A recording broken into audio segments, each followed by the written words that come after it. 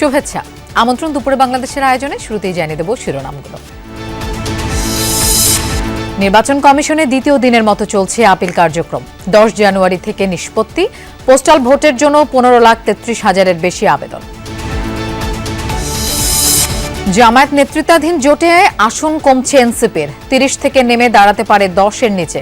বাদ পড়তে পারেন কয়েকজন শীর্ষ নেতাও। সংখ্যাটা পুরোপুরি সেটেল হয় নাই। আনুষ্ঠানিক ঘোষণাটা যখন আসবে তখন আমরা সেখানে দেখতে পাবো। আমরা আপ্রাণ চেষ্টা করব যে জোটটা আমরা করেছি, জোটটার মাধ্যমে যেন ইলেকশনটা আমরা সম্পন্ন করতে পারি। উৎসবমুখর পরিবেশে জগন্নাথ বিশ্ববিদ্যালয়ে চলছে কেন্দ্রীয় শিক্ষার্থী সংসদ নির্বাচন। কঠোর নিরাপত্তায় প্রথমবার ভোট দিয়ে ছাত্রছাত্রীদের উচ্ছ্বাস। আমরা চাই যাতে যোগ্য প্রার্থী আমাদের নির্বাচিত হয়ে আসুক, যাতে জগন্নাথের কল্যাণে কাজ করতে পারে। তাদের কাছে আমাদের রিকোয়েস্ট থাকবে পরবর্তীতে আমাদের সকল অধিকার আদায়ে জানে তারা ঐক্যবদ্ধ হয়ে আমাদের হয়ে কাজ করে। আমি যে আজকে ভোট দিতে যাইতে পারতেছি জীবনে প্রথমবার, এটাই অনেক বড়। দেশের উত্তর ও দক্ষিণ পশ্চিমাঞ্চলে হাড় কাঁপানো শীত। মৌসুমের সর্বনিম্ন তাপমাত্রা রেকর্ড রাজশাহীতে 7 ডিগ্রি সেলসিয়াস। শীত তো অনেক, এর মধ্যে বাচ্চাদের নিয়ে বের হওয়া একটু রিস্কি হয়ে যায়। আমরা শীতে অনেক কষ্ট করে স্কুলে আসতেছি। আমরা কাজ করতে পারছি না শীতের ছেলায়, বুঝছেন? ওই শীতের রাস্তায় লোকজন নাই। নতুন পাঠ্যপুস্তকে মুক্তিযুদ্ধের নির্মোহ ইতিহাস। স্বাধীনতার ধারাবাহিক বর্ণনার পাশাপাশি স্থান পেয়েছে বহু নেতার অবদান আর শেখ হাসিনার ভয়াবহ দুঃশাসনের চিত্র। বঙ্গবন্ধুর সমান সাইজের ছবি আর একজনেরই ছিল, সেটা হচ্ছে জেনারেল জগজিৎ সিং অরোরা। বাকি যে নেতারা ছিলেন তারাও তো অগুরুত্বপূর্ণ না, তাদের কারো ছবিই ছিল না, কারো সম্পর্কে কিছু লেখা ছিল না। ভারত থেকে বিশ্বকাপের ম্যাচ সরাতে আইসিসির সিদ্ধান্তের অপেক্ষায় বিসিবি। মোস্তাফিজ ইস্যুতে বিসিসিআই এর ভূমিকায় বিস্ময় পাকিস্তান ও শ্রীলঙ্কার 2 সাবেকের।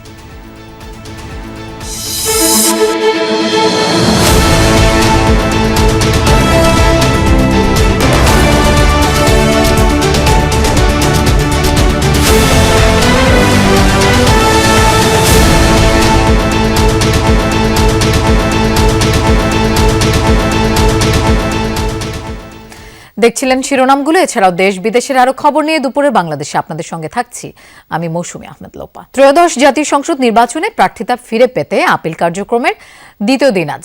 রিটার্নিং কর্মকর্তাদের সিদ্ধান্তের বিরুদ্ধে আবেদন করছেন প্রার্থীরা।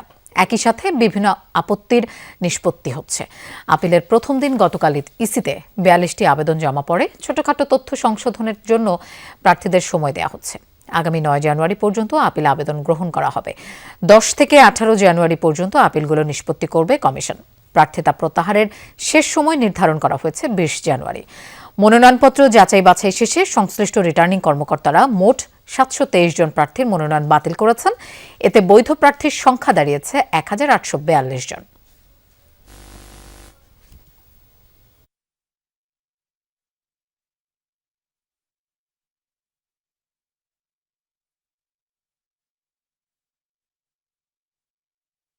আমি কর দিয়েছি এবং 2টা অর্থ বছরের করের যে অনৈতিকভাবে খামখেয়ালিপূর্ণভাবে অনেক বেশি কর ধার্য করা হয়েছে, তার জন্য আমি আপিল করেছি। That is pending for disposal. আপিলের যে বিষয়টা হচ্ছে, আমার প্রার্থীকে একটি ফৌজদারি মামলায় তাকে অভিযুক্ত দেখানো হয়েছে। নির্বাচন কমিশনে আছেন আমাদের সহকর্মী তানভীর মৌসুম। আমরা তার কাছে যাচ্ছি। তানভীর, এই পর্যন্ত আপিল আর নিষ্পত্তি কতটি হলো একটু বিস্তারিত জানতে চাই। 33টি আপিল করা হয়েছে এখন পর্যন্ত আজকে দ্বিতীয় দিনে কমিশনে, এবং সব মিলিয়ে সর্বমোট সংখ্যাটা হচ্ছে 75। অর্থাৎ গতকালকে থেকে আজকে পর্যন্ত, আজকের এই সময় পর্যন্ত মোট আপিলের সংখ্যা 75টি।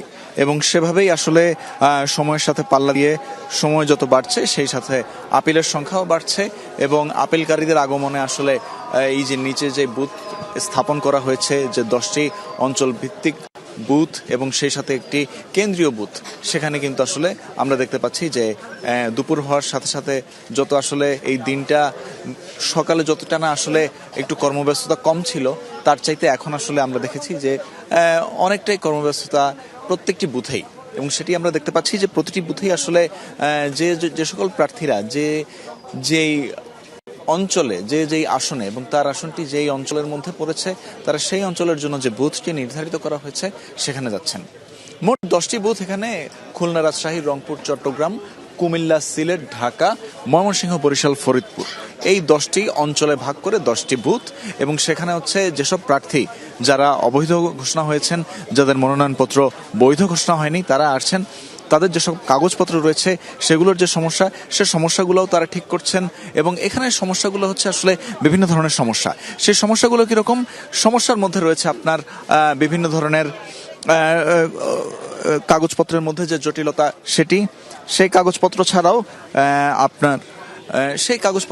আপনার এখানে বিভিন্ন ধরনের হলফনামার যে বিষয়টি রয়েছে, সেই হলফনামায় আমরা দেখেছি যে হলফনামাতেও অনেকের জটিলতা ছিল এবং 1% ভোটারের যে স্বাক্ষর, সে স্বাক্ষরজনিতও কিছু আসলে গরমিল থাকার কারণে অনেক প্রার্থীই কিন্তু আজকে আসছেন আপিল করতে। লোপা। তানভীর, আপনাকে ধন্যবাদ আমাদের সাথে যোগ দেওয়ার জন্য। শেষ হলো দেশ বিদেশ থেকে পোস্টাল ব্যালটে সংসদ নির্বাচনে ভোট ও গণভোটের জন্য নিবন্ধনের সময়। সোমবার রাত 12টায় এই সময়সীমা শেষ হয়। ইসি বলছে ভোটের জন্য মোট নিবন্ধন করেছেন 15,33,682 জন। এর মধ্যে দেশের ভেতরে থেকেই নিবন্ধন করেছেন 7,61,140 জন। তালিকায় সরকারি চাকরিজীবী 5,75,000-এর বেশি। নির্বাচনী দায়িত্বপ্রাপ্ত 1,69,642 জন। আনসার ভিডিপি 10,010 জন। আর কারাগার থেকে ভোট দিতে নিবন্ধন করেছেন 6,283 জন। আর প্রবাসীদের মধ্যে সৌদি আরব থেকে সবচেয়ে বেশি নিবন্ধন করেছেন, যার সংখ্যা 2,39,186 জন। 123টি দেশে থাকা প্রবাসীরা পোস্টাল ব্যালটে ভোট দিতে নিবন্ধন করেছেন। জামায়াতের সাথে জোটবদ্ধ হওয়ার সময় প্রাথমিকভাবে 30টি আসনের ব্যাপারে সমঝোতা হয়েছিল এনসিপির, কিন্তু চূড়ান্ত সিদ্ধান্তে তা নেমে আসছে 10-এর নিচে। এতে বাদ পড়তে যাচ্ছেন এনসিপির বেশ কয়েকজন আলোচিত নেতা। যদিও নির্বাচনী কৌশলের কারণে এখনই এই নিয়ে আনুষ্ঠানিকভাবে কোনো কথা বলতে রাজি হয়নি জামায়াত বা এনসিপির কেউই। দল দুটির নেতারা অবশ্য আভাস দিয়েছেন সমঝোতার স্বার্থে কিছু আসন সংযোজন বিয়োজন হতে যাচ্ছে। সব চূড়ান্ত করা হবে 20 জানুয়ারির মধ্যে। বিস্তারিত লামিয়া তিথি রিপোর্টে। মনোনয়নপত্র যাচাই বাছাইয়ের পর এখন চলছে আপিল শুনানি। তবে এখনো ঠিক হয়নি জামায়াত এনসিপি জোটের চূড়ান্ত প্রার্থী তালিকা। ঠিক কত আসনে এনসিপিকে ছাড় দেয়া হচ্ছে তা নিয়ে এখনো দ্বিধান্বিত দলটির প্রার্থীরা, তাই পুরোপুরি মনোযোগ দিতে পারছেন না নির্বাচনী কাজে। এ নিয়ে এখনই আনুষ্ঠানিকভাবে কথা বলতে রাজি নন জামায়াত এনসিপির নেতারা। তবে জামায়াত চায় জনভিত্তি ও জনপ্রিয়তা আছে এমন প্রার্থীদের চূড়ান্ত তালিকায় রাখতে। এই শর্তের বেড়াজালে কমে যেতে পারে এনসিপিকে প্রাথমিকভাবে ছাড় দেয়া 30 আসন। বাদ পড়তে পারেন এনসিপির অনেক শীর্ষ নেতা, যা নিয়ে ফের উত্তাল হতে পারে দলটির অন্দরমহলে। আসন সমঝোতা নিয়ে দল দুটির নেতারা বলছেন কিছু আসনে সমন্বিতভাবে কাজ করা হচ্ছে, আর কয়েকটি ক্ষেত্রে অনানুষ্ঠানিকভাবে এনসিপির প্রার্থীদের ছাড় দেয়া হয়েছে। আমাদের সাথে তাদের চূড়ান্ত আসন সমঝোতার ব্যাপারে কথাবার্তা হচ্ছে। কিছু কিছু আসনে ইতিমধ্যেই জামায়াত ইসলামের প্রার্থীরা অনানুষ্ঠানিকভাবে আমাদের প্রার্থীদেরকে সেখানে ছাড় দিয়েছেন এবং আমাদের প্রার্থীদের সাথে তাদের এক ধরনের সমন্বিত কাজ হচ্ছে ওই সকল আসনে। যেহেতু আনুষ্ঠানিক সমঝোতাটা আগামী কিছুদিনের মধ্যে হয়ে যাবে, তখন আমার ধারণা যখন জোটের সকল শরিক একসাথে এক প্রার্থী এবং একটা মার্কার হয়ে প্রচারণা চালাবেন, তখন এই বিভ্রান্তিটা বা এই প্রশ্নটা কেটে যাবে। অর্গানাইজেশন যে সিদ্ধান্ত নেয় সেই সিদ্ধান্তের উপর আমরা কিন্তু অটল থাকি। কিন্তু যেই দিন আমাকে আমার অর্গানাইজেশন বললো, আমার আমির জামাত বললো এই সিটটা আমরা জোটের সাথে ছেড়ে দেব, মানে একেবারেই বলা যায় যে আমি নির্দ্বিধায় এটা মেনে নিয়েছি। বরঞ্চ আমরা যাকে প্রার্থী করেছি তাকে আমি গত পরশুদিন যে ছিল যেটা নির্বাচন কমিশনে যে বৈধতার ওই সময় আমি ওনার সাথে ছিলাম এবং ওনাকে হেল্প করব, উনি আমার সহযোগিতা নেবেন, আমি ওনার সহযোগিতা করব। দু দলই অবশ্য জোটবদ্ধভাবে নির্বাচনে লড়ার ব্যাপারে প্রতিশ্রুতিবদ্ধ। খুব সম্ভবত এন্ড অফ দ্য টাইমে গিয়ে কারোর সাথে কারো খুব বেশি ধরনের ডিফার করবে না। নমিনেশন পেপার উর্দু পর্যন্ত এই প্রক্রিয়া চলবে। উর্দুর পরে বোঝা যাবে কে আজ থাকবে কে থাকবে না। এটা আমরা আপ্রাণ চেষ্টা করব যে জোটটা আমরা করেছি, জোটটার মাধ্যমে যেন ইলেকশনটা আমরা সম্পন্ন করতে পারি। এতে জামাতকে যদি কিছু স্যাক্রিফাইস করা লাগে জামাত সেটা করবে। যেখানে ইতিমধ্যেই কাজ হয়েছে, জামায়াত ইসলামীও যেখানে আমাদেরকে সহযোগিতা করছে, এই সমস্ত আসনে সংখ্যাটা নিয়ে এই আনুষ্ঠানিক ঘোষণাটা যখন আসবে তখন আমরা সেখানে দেখতে পাবো। এখন এর সংখ্যাটা পুরোপুরি সেটেল হয় নাই। আসন ছাড় নিয়ে চূড়ান্ত সমঝোতা না হলেও জামায়াত এনসিপির জোটের মনোভাব খুবই ইতিবাচক বলে দাবি নেতাদের। এর ফলে আমাদের প্রার্থীদের সম্ভাবনা আরও বৃদ্ধি পেয়েছে। লামিয়া তিথি, যমুনা নিউজ, ঢাকা। জগন্নাথ বিশ্ববিদ্যালয় কেন্দ্রীয় শিক্ষার্থী সংসদ নির্বাচনের ভোট গ্রহণ চলছে। সকাল 9টায় শুরু হওয়া ভোটাভুটি চলবে বিকেল 3টা পর্যন্ত। সকালে কঠোর নজরদারির মধ্য দিয়ে ক্যাম্পাসে প্রবেশ করেন শিক্ষক, কর্মকর্তা, কর্মচারীরা। বেলা গড়ানোর সাথে সাথে বাড়ছে ভোটার উপস্থিতিও। প্রথমবার ভোট দিতে পেরে উচ্ছ্বসিত শিক্ষার্থীরা। সার্বিক নিরাপত্তায় তারা সন্তোষ প্রকাশ করেন। বিশ্ববিদ্যালয়ের কেন্দ্রীয় সংসদের 21টি পদে 157 জন, একমাত্র ছাত্রী হলের সংসদের 13টি পদে 33 জন সহ মোট 34টি পদের বিপরীতে 190 জন লড়ছেন। নির্বাচনে মোট ভোটার 16,665 জন। মোট 4টি প্যানেলে প্রার্থীরা অংশ নিচ্ছেন। এছাড়া স্বতন্ত্রভাবেও নির্বাচনে বেশ কয়েকজন প্রার্থী অংশ নিয়েছেন। নির্বাচনে ভিপি পদে লড়ছেন 12 জন, জিএস পদে 9 জন এবং এজিএস পদে লড়ছেন 8 জন প্রার্থী।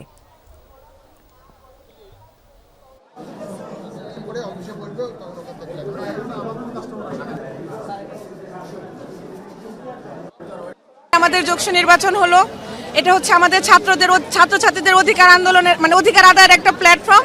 যাই হোক, আমরা খুবই খুশি আজকে ভোটের সুযোগ পেয়ে, আমরা খুবই এক্সাইটেড। অবশেষে যে আমাদের যোগসু এসেছে, আমি যে আজকে ভোট দিতে যাইতে পারতেছি জীবনে প্রথমবার, এটাই অনেক বড়। এদিকে যোগসু নির্বাচনের সকালে জগন্নাথ বিশ্ববিদ্যালয়ের কর্মকর্তা পরিচয়ে ভেতরে প্রবেশ করতে চেয়েছিলেন এক ব্যক্তি। তবে প্রবেশের সময় আইডি কার্ড দেখাতে না পারায় তাকে ধাওয়া দেয় শিক্ষার্থীরা। মারধরের পর তাকে পুলিশের কাছে সোপর্দ করা হয়। জগন্নাথ বিশ্ববিদ্যালয়ে আছেন আমাদের সহকর্মী তাজনুর ইসলাম, আমরা তার কাছে যাচ্ছি। তাজনুর, এ পর্যন্ত কত শতাংশ ভোট কাস্ট হলো, কি বলছেন ভোটাররা? প্রথম বিষয় হচ্ছে কি পরিমাণ ভোট পড়েছে সেটি আপাতত জানার সুযোগ নেই, কেননা কেন্দ্রীয়ভাবে সেটি গণনা করা একটু কঠিন, কেননা একটু আলাদা আলাদা ব্যালটে সেই ভোটগুলো ব্যালট বাক্সে পড়ছে। তবে যে তালিকাটি সবাই নিয়ন্ত্রণ করছেন, সেই তালিকা অনুযায়ী হয়তো একটা নির্দিষ্ট বুথের হিসেব পাওয়া যাবে, কিন্তু সেটি আসলে কেন্দ্রীয়ভাবে জানাটা বেশ খানিকটা দুরূহ। সেই ব্যাপারে কমিশনের সদস্য যারা, তাদের সঙ্গে কথা বলার চেষ্টা করেছিলাম, তারাও খুব সদুত্তর দিতে পারেননি, বরং তারা অপেক্ষা করতে বলেছেন। যেটি বলেছেন তারা, যে ভোট গ্রহণ শেষ হলে তারপরে গিয়ে যখন তারা আনুষ্ঠানিকভাবে কেন্দ্রীয়ভাবে যখন গণনাটি করবেন, তখন গিয়ে সেই হিসেবটা সেই সময় গিয়ে জানা যাবে। কিন্তু স্বতঃস্ফূর্তভাবে শিক্ষার্থীরা ভোট দিতে আসছেন, সেটি ক্যাম্পাসের এই মুহূর্তে পরিবেশ কিংবা পরিস্থিতি দেখলে খুব স্পষ্টভাবে বুঝতে পারবেন। কেননা সকালবেলাতেই সেই শীতকে উপেক্ষা করে শিক্ষার্থীরা যেভাবে করে ভোট দিতে এসেছেন, এর বাইরে তারা আসলে ভোট দেওয়ার পরে অনেকেই অপেক্ষা করছেন, কেননা তার যেই বন্ধুরা যারা আছেন তারা অনেকেই দেরি করছেন। কেউ কেউ অপেক্ষা করছেন যে একেবারে শেষ দিকে গিয়ে পুরো পরিবেশ পরিস্থিতি বুঝে তারপরে তারা ভোট দিবেন। যেহেতু 3টা পর্যন্ত ভোট গ্রহণের সময় নির্ধারণ করা, 3টা বাজতে এখনও প্রায় 2 ঘন্টা সময় বাকি। এই 2 ঘন্টায় অনেকেই পুরো ব্যাপারটি পর্যবেক্ষণ করবেন এবং তারপরে গিয়ে সিদ্ধান্ত নিয়ে সেই অনুযায়ী ভোট দিবেন। সব মিলিয়ে একটা দারুণ রকমের একটা উন্মাদনা কিংবা একটা উচ্ছ্বাস সবার মধ্যে রয়েছে এবং যারা ভোট দিচ্ছেন প্রায় সবারই প্রথমবারের মতো ভোট। সুতরাং এই প্রথমবার ভোটের ব্যাপারটিকেই সবাই বারবার করে বলছেন এবং যার যার সেই উচ্ছ্বাসের কথা আমাদেরকে বলছেন। লোপা। তাজনুর, আপনাকে ধন্যবাদ আমাদের সাথে যোগ দেবার জন্য। কারফিউ জারি করে জুলাই হত্যাযজ্ঞ মামলায় সাবেক আইনমন্ত্রী আনিসুল হক ও সালমান এফ রহমানের পক্ষে শুনানি করছেন তাদের আইনজীবীরা। আন্তর্জাতিক অপরাধ ট্রাইব্যুনাল 1-এর বিচারিক প্যানেলে এই শুনানি হচ্ছে। এর আগে এই মামলায় অভিযোগ গঠনের শুনানি শেষ করে বিচার শুরুর আবেদন করে রাষ্ট্রপক্ষ। আনিসুল হক ও সালমান এফ রহমানের বিরুদ্ধে কারফিউ জারি করে হত্যাকাণ্ডে শেখ হাসিনাকে চাপ প্রয়োগ, গণভবনে শেখ হাসিনার সাথে ব্যবসায়ীদের নিয়ে বৈঠক করে হত্যাকাণ্ডে উস্কানি সহ সুনির্দিষ্ট 5টি অভিযোগ আনা হয় তাদের বিরুদ্ধে। এদিকে ট্রাইব্যুনাল 2-এ কুষ্টিয়ায় 6 জনকে হত্যাসহ মানবতা বিরোধী অপরাধের মামলায় জাসদ নেতা হাসানুল হক ইনুর বিরুদ্ধে সাক্ষ্য গ্রহণ অনুষ্ঠিত হবে। আবু সাইদ হত্যা মামলায় তদন্তকারী কর্মকর্তা 4র্থ দিনের মতো সাক্ষ্য দেবেন আজ। সারা দেশেই বেড়েছে শীতের দাপট, কুয়াশা আর হিম বাতাসে স্থবির জনজীবন। আজ সর্বনিম্ন তাপমাত্রা রেকর্ড করা হয়েছে রাজশাহীতে 7 ডিগ্রি সেলসিয়াস, যা এই মৌসুমের সর্বনিম্ন। হিমেল হাওয়ায় বিভিন্ন অঞ্চলে ক্রমেই কমছে তাপমাত্রা।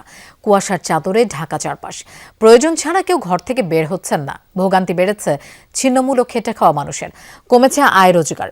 দরিদ্র মানুষের মাঝে শীতবস্ত্র বিতরণ হলেও তা প্রয়োজনের তুলনায় অপ্রতুল।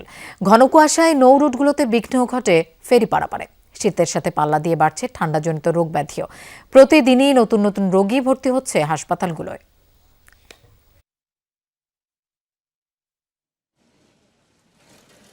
অনেক কষ্ট হয়, একটু লাটতে তাও একটু লাটতে হয়, পড়তে তো হবেই। শীত তো অনেক, এর মধ্যে বাচ্চাদের নিয়ে বের হয় একটু রিস্কি হয়ে যায়। দিন মজুর যারা খেটে খায় তারা ফাঁকায় বেড়াইতে পারছে না, কাজ কামে কষ্ট অনেক।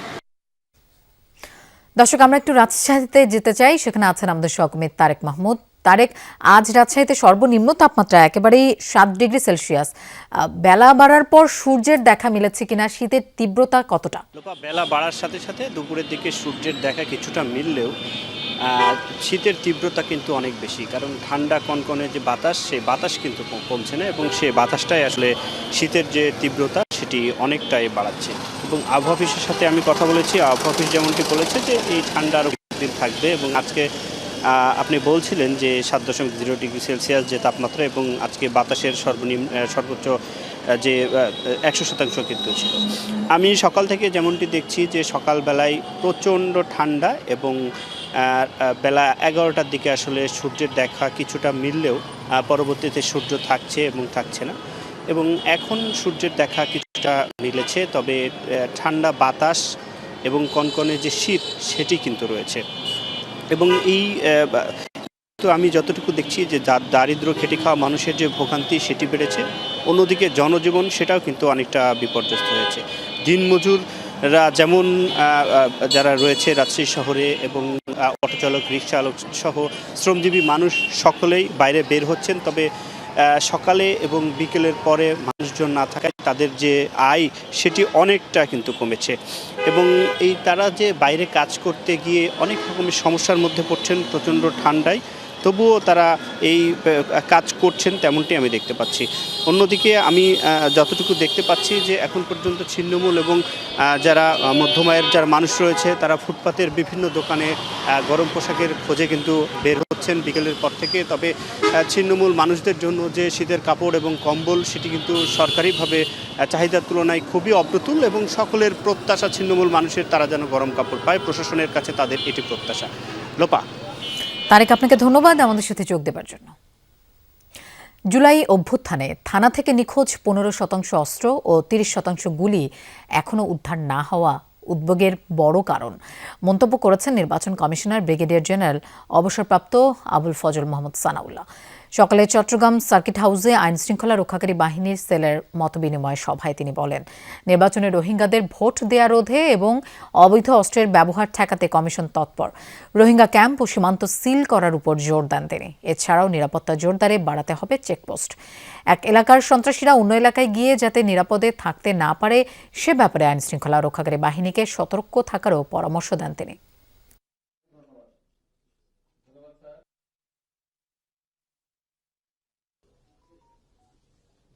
অভ্যুত্থানের পরে আমরা জানি আমাদের উল্লেখযোগ্য সংখ্যক অস্ত্র কিন্তু এখনো উদ্ধার করা সম্ভব হয় নাই। এই পর্যন্ত আমরা 85% কাছাকাছি হবে অস্ত্র উদ্ধার করতে সক্ষম হয়েছি।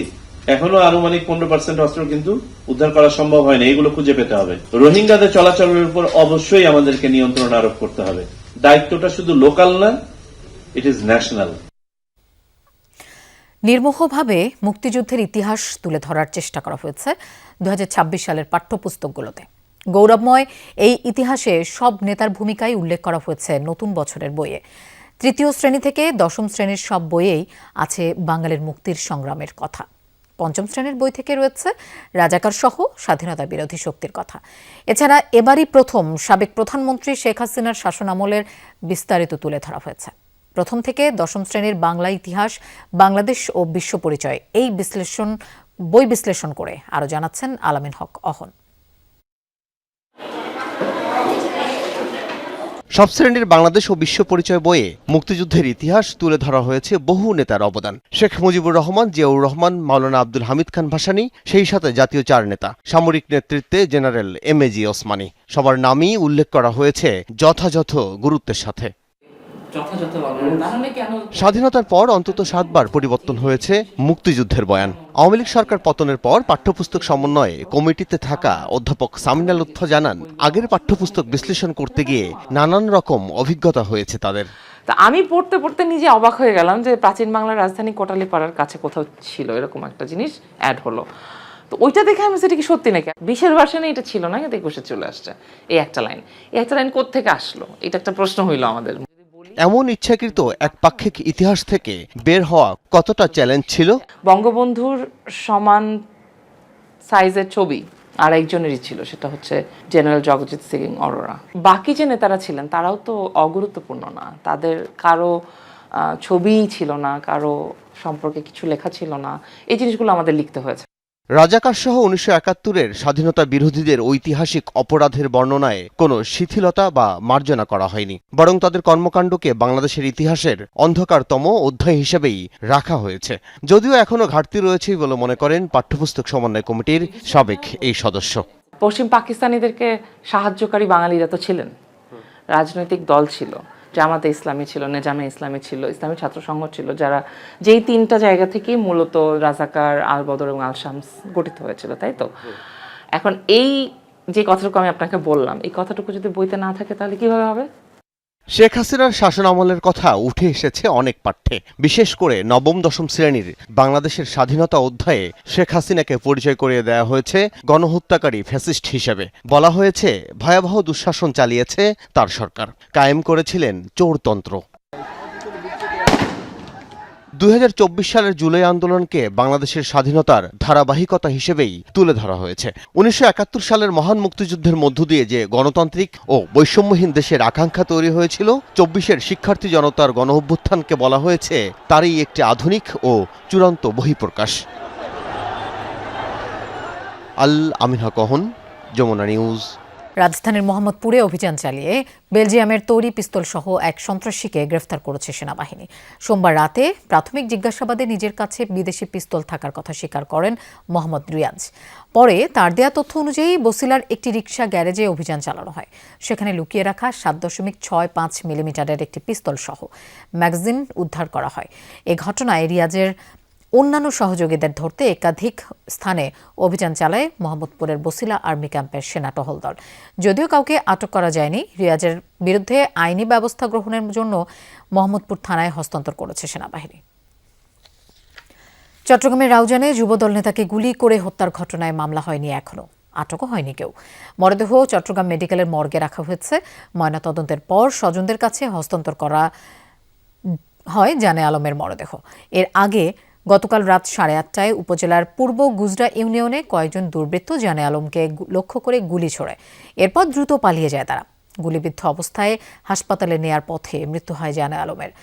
তিনি উপজেলার গুজরা ইউনিয়ন যুবদলের সাবেক সাধারণ সম্পাদক ছিলেন। রাজনৈতিক বিরোধ থেকেই পরিকল্পিত এই হত্যাকাণ্ড বলে দাবি নিহতের স্বজনদের। জড়িতদের আইনের আওতায় এনে দৃষ্টান্তমূলক শাস্তির দাবি তাদের। আমার বাবা সুষ্ঠু বিচার চাই। আমার বাবাকে ষড়যন্ত্র করে মারা হয়েছে রাজনৈতিক ইস্যু নিয়ে। আমরা চাই রাউজানের পুলিশ প্রশাসন ও জনগণের কাছে একটা সুষ্ঠু বিচার। সিলিন্ডারের মাধ্যমে কারসাজির মাধ্যমে বাড়ানো হচ্ছে বলে মন্তব্য করেছেন জ্বালানি উপদেষ্টা ফজলুল কবির খান। দুপুরে সচিবালয়ে তিনি একথা বলেন। এছাড়াও দাম স্থিতিশীল রাখার জন্য সরকার মোবাইল কোর্ট পরিচালনা করছে বলেও জানান তিনি। দাম বাড়ানোর পেছনে পাইকারি ও খুচরা ব্যবসায়ীদেরকেই দায়ী করেন জ্বালানি উপদেষ্টা। কারসাজি করছে এটা হচ্ছে ওই যে যারা কি বলে যে যারা খুচরা কিংবা যারা করে আর কি হোলসেলার এবং রিটেলার যারা, তারা সেটার জন্য আমরা ব্যবস্থা নিচ্ছি। সেটা মোবাইল কোড করা হচ্ছে, সেই জন্য যদি কোনো যারা বন্ধ রাখছেন সেগুলো আমরা খোলার ব্যবস্থা নিচ্ছি। মোস্তাফিজুর রহমানকে আইপিএল থেকে বাদ দেওয়ার কারণে অর্থনীতি বাণিজ্যিক ক্ষেত্রে ভারতের সাথে সম্পর্কে কোনো প্রভাব পড়বে না বলে জানিয়েছেন অর্থ উপদেষ্টা ডক্টর সালেউদ্দিন আহমেদ। দুপুরে সরকারি ক্রয় সংক্রান্ত কমিটির বৈঠক শেষে এমন মন্তব্য করেন তিনি। বলেন, দিল্লির সাথে সম্পর্কের অবনতি চায় না সরকার। একজন ভালো প্লেয়ার, একটা বিখ্যাত প্লেয়ার যাবে এবং যারা নিয়েছে তারা টেকনিক্যাল রিজনে করে দয়া দাক্ষিণ্য করে তো তাকে নেওয়া হয় নাই। ওদের সেটা হঠাৎ করে বন্ধ করে দেওয়ার একটা কারণে সেটা তো খুব আনফর্চুনেট। এটা সিকুয়েল যেটা হয়েছে এইগুলো, সেটা আনফর্চুনেট। আমি বলি এটা দুঃখজনক এটা দুই দেশের জন্য কার জন্য ভালো হবে। অর্থনৈতিক ইস্যুতে যেটা দরকার আমাদের এবং যেটা আমরা একদম রেশনাল ওয়েতে ডিসিশন যেগুলো নিচ্ছি সেটা অর্থনৈতিক সাথে আমার মনে হয় অ্যাটলিস্ট আমাদের পারচেজের ব্যাপারে এগুলো আমরা করবো। ভেনেজুয়েলার রাজধানী কারাকাসে প্রেসিডেন্টের বাসভবনের আশপাশে গোলাগুলির ঘটনা ঘটেছে। স্থানীয় সময় রাতে এলাকাটিতে গুলিবর্ষণের শব্দ পাওয়া গেছে। স্থানীয় সংবাদ মাধ্যমগুলোর দাবি, অনুমতি ছাড়াই বেশ কিছু নজরদারি ড্রোন সুরক্ষিত এলাকাটির আকাশে উঠছিল, যা নিরাপত্তা বাহিনীর নজরে আসে।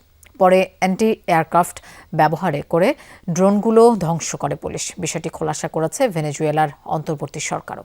দাবি, পুলিশ ও প্রেসিডেন্ট ভবনের চারপাশে মোতায়েনরত নিরাপত্তা বাহিনীর মধ্যে সমন্বয়হীনতার কারণে এমনটা ঘটেছে। এদিকে ঘটনাটির সাথে যুক্তরাষ্ট্রের কোনো সম্পৃক্ততা নেই বলে জানিয়েছে হোয়াইট হাউস। যুক্তরাষ্ট্রের কারাগারে বন্দী প্রেসিডেন্ট নিকোলাস মাদুরোর প্রতি আবেগঘন বার্তা দিলেন সন্তান আর্নেস্তো মাদুরো গুয়েরা। বাবাকে শিগগিরই জড়িয়ে ধরতে পারার আকাঙ্ক্ষা জানিয়েছেন তিনি। কংগ্রেসের নতুন সরকারের শপথ গ্রহণ অধিবেশনে দাঁড়িয়ে বলেন, বাবা মাদুরো ও ফার্স্ট লেডি সিলিয়া ফ্লোরেসের মুক্তির জন্য লড়াই চালিয়ে যাবেন। দেশের স্বার্থে যে কোনো কিছু করতে রাজি বলেও জানান তিনি। ভারপ্রাপ্ত প্রেসিডেন্ট ডেলসি রদ্রিগেজের প্রতি নিঃশর্ত সমর্থন দেন মাদুরো পুত্র। বাবা নিকোলাস মাদুরো বন্দী যুক্তরাষ্ট্রের কারাগারে। ভেনেজুয়েলার কংগ্রেসের নতুন প্রশাসনের শপথ গ্রহণ অনুষ্ঠানে আবেগ আপ্লুত ছেলে আর্নেস্তো মাদুরো গুয়েরা। বাবাকে মুক্ত করার দৃঢ় প্রত্যয় সন্তানের কণ্ঠে। নিকোলাস মাদুরোর ফিরে আসার অপেক্ষায় দিন গুনতে থাকা গুয়েরার আশা, শিগগিরই বাবাকে জড়িয়ে ধরতে পারবেন। কঠিন সময়েও অবশ্য দেশের স্বার্থে নিজ দায়িত্ব পালনে অবিচল থাকার ঘোষণা দিয়েছেন ভেনেজুয়েলার এই আইন প্রণেতা। বাবা, তুমি আমাদের পরিবারের সবাইকে শক্ত মানুষ হিসেবে গড়ে তুলেছ। তুমি ফিরে আসা পর্যন্ত আমরা নিজেদের দায়িত্ব পালন করে যাব। দেশ নিরাপদ হাতেই আছে বাবা। শিগগিরই ভেনেজুয়েলাতে আমরা পরস্পরকে জড়িয়ে ধরব, আর তুমি সন্তানদের সামনে থেকে দেখবে। ভেনেজুয়েলা চিরজীবী হোক। আমাদের দেশের জন্য যা কিছু করতে হয় তাতে আমরা অবিচল। মাদুরো তার স্ত্রী সিলিয়া ফ্লোরেসকে তুলে নিয়ে যাওয়ার ঘটনাকে অপহরণ আখ্যা দিয়েছেন ছেলে গুয়েরা। বলেন, তিনিও তার পরিবার মার্কিন নিপীড়নের শিকার। এ সময় ভারপ্রাপ্ত প্রেসিডেন্ট ডেলসি রদ্রিগেজের প্রতি পূর্ণ আস্থা রয়েছে বলেও জানান গুয়েরা। তারা নিকোলাস ও সিলিয়াকে অপহরণ করতে পারে, কিন্তু স্বাধীন একটি জাতির বিবেককে অপহরণ করতে পারেনি। ডেলসি, সামনে যে কঠিন দায়িত্ব আপনার উপর বর্তেছে সে পথে আমি আপনাকে নিঃশর্ত সমর্থন জানাই। আপনি আমার উপর ভরসা করতে পারেন, আমার পরিবারের উপর ভরসা করতে পারেন। ভেনেজুয়েলাকে এগিয়ে নেয়া এবং নিকোলাস ও সিলিয়াকে ঘরে ফিরিয়ে আনার জন্য আমরা ঐক্যবদ্ধ। যুক্তরাষ্ট্র, ইউরোপ সহ বিশ্বের সব দেশের সঙ্গে সম্মানজনক ও সহযোগিতামূলক সম্পর্ক গড়ে তোলার পক্ষে অবস্থান মাদুরো পুত্রের। তবে স্বাধীন দেশে কারো হস্তক্ষেপ ও কর্তৃত্ব মেনে নেওয়া হবে না বলেও হুঁশিয়ারি দিয়েছেন। গুয়েরার দাবি, এটাই তার বাবার নীতি। মোস্তফা মাহমুদ, যমুনা নিউজ। ভেনেজুয়েলার অন্তর্বর্তীকালীন প্রেসিডেন্ট হিসেবে দায়িত্ব নিয়েছেন ডেলসি রদ্রিগেজ। সোমবার কারাকাসের ন্যাশনাল অ্যাসেম্বলিতে তাকে শপথ বাক্য পাঠ করানো হয়। এর আগে মাদুরো প্রশাসনের ভাইস প্রেসিডেন্ট ও তেলমন্ত্রী হিসেবে দায়িত্বরত ছিলেন রদ্রিগেজ। 56 বছর বয়সী এই নেত্রী ক্ষমতাসীন দলের প্রতি বেশ অনুগত বলে জানা যায়। ডেলসি ছাড়াও এদিন গেল মে মাসে নির্বাচিত আরও 283 জন আইন প্রণেতা শপথ নেন। এর মধ্যে খুব অল্প সংখ্যক সদস্যই বিরোধী দলভুক্ত।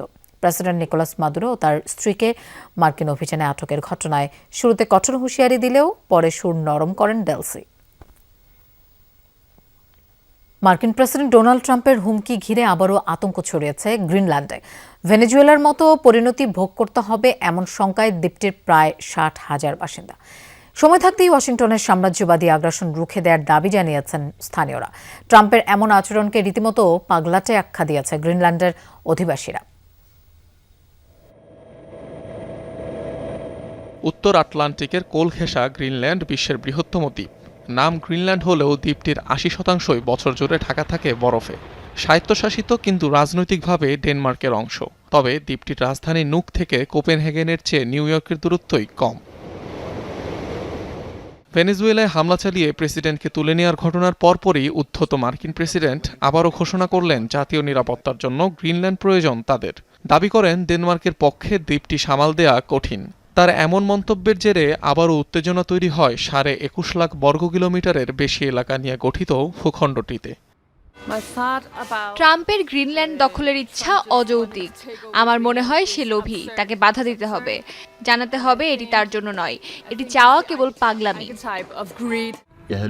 তিনি যা ইচ্ছা তাই করেন, তাই অবশ্যই ট্রাম্পের বক্তব্যকে আরো গুরুত্ব সহকারে নেওয়া উচিত। ভেনেজুয়েলার পরিণতি দেখে চরম শঙ্কিত গ্রিনল্যান্ডের বাসিন্দারা। শেষমেশ কারাকাসের মতোই ফলাফল ভোগ করতে হবে কিনা তা ভেবেই উৎকণ্ঠায় স্থানীয়রা। তিনি গ্রিনল্যান্ড আক্রমণের যে হুমকি দিয়ে আসছেন তা খুবই ভয়াবহ। এটা ডেনমার্কের অংশ। 1 বছর ধরে এ ধরনের কথাবার্তা শুনে আসছি। ভেনেজুয়েলার ঘটনার পর এখন আরো বেশি চিন্তা হচ্ছে যুক্তরাষ্ট্র এখানে কি করতে পারে তা ভাবাচ্ছে। গ্রিনল্যান্ডের প্রতি ট্রাম্পের আগ্রহ নতুন নয়। ক্ষমতার প্রথম মেয়াদে 2019 সালেও এটির নিয়ন্ত্রণ নেয়ার আকাঙ্ক্ষা প্রকাশ করেছিলেন তিনি। 1867 সালের পর একাধিকবার গ্রিনল্যান্ড কেনার চেষ্টা করেছে যুক্তরাষ্ট্র। প্রাকৃতিক সম্পদ আর ভূরাজনৈতিক কারণেই ওয়াশিংটনের আগ্রহের কেন্দ্রবিন্দুতে দ্বীপটি।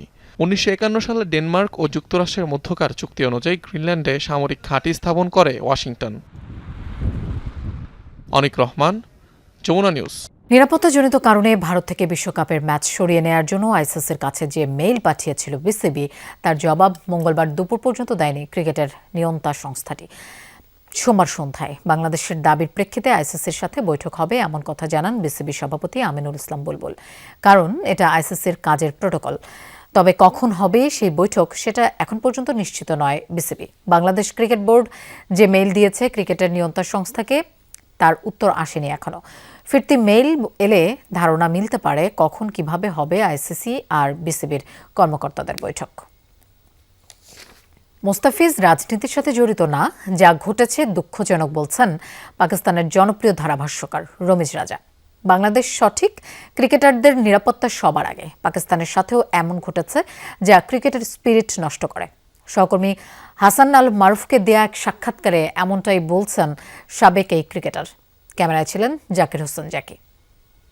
সাবেক ক্রিকেটার, সাবেক পিসিবি চেয়ারম্যান এবং জনপ্রিয় ধারাভাষ্যকার রমিজ রাজা আমাদের সঙ্গে আছেন। রমিজ ভাই, welcome to Jamuna television. New year, different experience, different league. How does it feel obviously in BPL? It feels great actually. And thank you to the board for asking me to come and be part of this. অসাধারণ।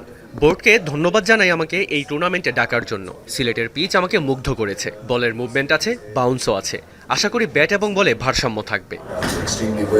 Heard about Mustafizur Rahman being removed from IPL suddenly for political reasons. What's your view on this? See, my view is very simple that sports and politics should not mix. প্রথমেই আমি বলতে চাই, খেলা এবং রাজনীতি কখনো এক করা উচিত নয়। মুস্তাফিজ তো রাজনীতির সাথে জড়িত নয়।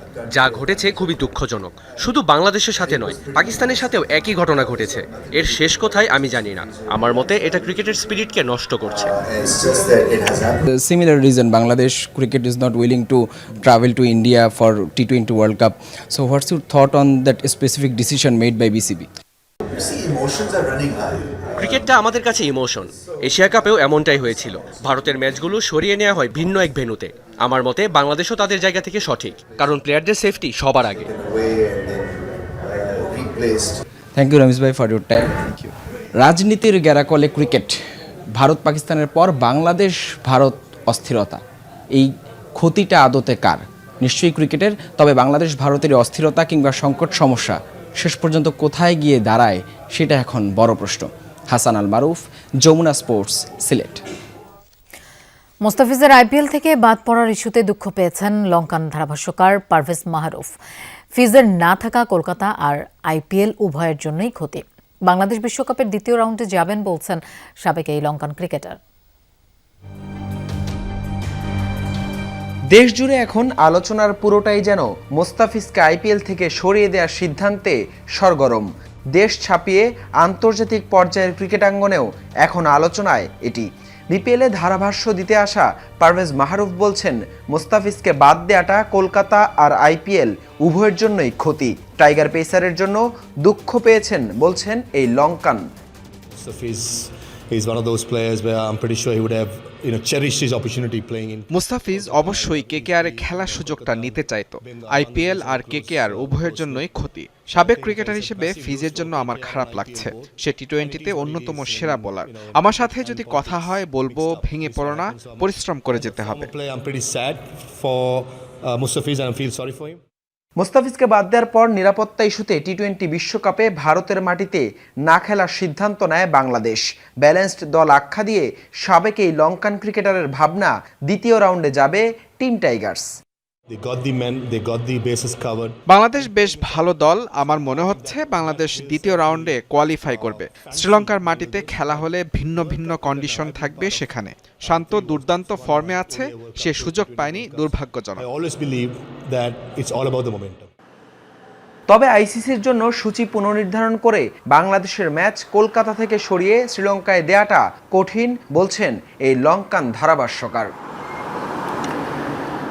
হাসান আল মারুফ, যমুনা স্পোর্টস, সিলেট। বাংলাদেশ ভারতে বিশ্বকাপ খেলবে কিনা তা নির্ভর করছে তাদের ওপর, এমন মন্তব্য করেছেন ভারতের সাবেক স্পিনার হরভজন সিং। অন্যদিকে বাংলাদেশের সঙ্গে ক্রিকেটের সম্পর্ক পাকিস্তানের মতো খারাপ হবে না বলে জানিয়েছেন কংগ্রেস সাংসদ শশী থারুর। এদিকে মুস্তাফিজের আইপিএল থেকে বাদ পড়ার ইস্যুতে উত্তপ্ত দেশের ক্রিকেট আঙ্গন।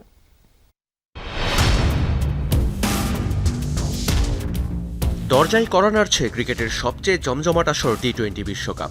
22 গজের উত্তাপ শুরু হওয়ার আগেই উত্তাল ক্রিকেট বিশ্ব। মুস্তাফিজকে আইপিএল থেকে বাদ দেওয়ার পরই কঠোর অবস্থান নেয় বাংলাদেশ ক্রিকেট বোর্ড। বাংলাদেশে আইপিএল সম্প্রচার বন্ধের নির্দেশ দিয়েছে তথ্য ও সম্প্রচার মন্ত্রণালয়। এমনকি বিশ্বকাপ খেলতে ভারতে না যাওয়ার সিদ্ধান্ত নেয় বিসিবি। লিগ পর্বের 4টি ম্যাচের 3টি কলকাতা এবং 1টি ম্যাচ হবে মুম্বাইয়ে। এই ম্যাচগুলো ভারত থেকে শ্রীলঙ্কায় সরিয়ে নেওয়ার জন্য আইসিসিকে আনুষ্ঠানিকভাবে চিঠি দেয় বিসিবি। টি-20 বিশ্বকাপে ভারতের পরিবর্তে অন্য কোনো দেশে ম্যাচ আয়োজনের জন্য বাংলাদেশের অনুরোধ নিয়ে মুখ খুলেছেন ভারতের সাবেক স্পিনার হরভজন সিং। এই সাবেক স্পিনারের মতে ভারতে খেলতে আসার বিষয়টি পুরোটাই নির্ভর করছে বাংলাদেশের উপর। বাংলাদেশ अब नहीं आना चाहती है भारत क्योंकि जिस तरीके का माहौल है और গত কয়েকদিনে যা যা ঘটেছে তারপর বাংলাদেশ ভারতে আসতে চায় না। বাংলাদেশে যা হয়েছে তা ভুল। এখন আইসিসিকেই তাদের অনুরোধের বিষয়ে সিদ্ধান্ত নিতে হবে। ভারত সবাইকে স্বাগত জানায়, কিন্তু তারা এখানে আসতে চায় কিনা সেটা তাদের নিজস্ব সিদ্ধান্ত। बट अगर किसी को नहीं आना है तो दैट इज देयर चॉइस कि उनको आना है या नहीं आना है। এমন পরিস্থিতিতে প্রশ্ন উঠছে, তবে কি বাংলাদেশ ভারতে ক্রিকেটের সম্পর্ক পাকিস্তানের মতো পরিণতি বরণ করবে? এক যুগেরও বেশি সময় ধরে পাকিস্তানের সঙ্গে দ্বিপাক্ষিক সিরিজ খেলছে না ভারত। বাংলাদেশের সঙ্গে ক্রিকেটের সম্পর্ক পাকিস্তানের মতো খারাপ হবে না বলে জানিয়েছেন কংগ্রেস সাংসদ এবং ভারতের পররাষ্ট্র বিষয়ক স্থায়ী কমিটির চেয়ারম্যান শশী থারুর। বাংলাদেশ পাকিস্তান নয়, বাংলাদেশ সীমান্ত পেরিয়ে সন্ত্রাসী পাঠায়নি। এটি কোনোভাবেই তুলনীয় পরিস্থিতি নয়। তাছাড়া দুই দেশের সঙ্গে আমাদের সম্পর্কও ভিন্ন। বাংলাদেশ নিয়ে আমাদের কূটনীতি ও আলোচনার স্তর পাকিস্তানের সঙ্গে সম্পর্কের থেকে আলাদা। দুইটিকে এক করে দেখা যাবে না। শুরু থেকেই মুস্তাফিজকে সরিয়ে দেওয়ার বিপক্ষে সরব ছিলেন কংগ্রেস নেতা শশী থারুর।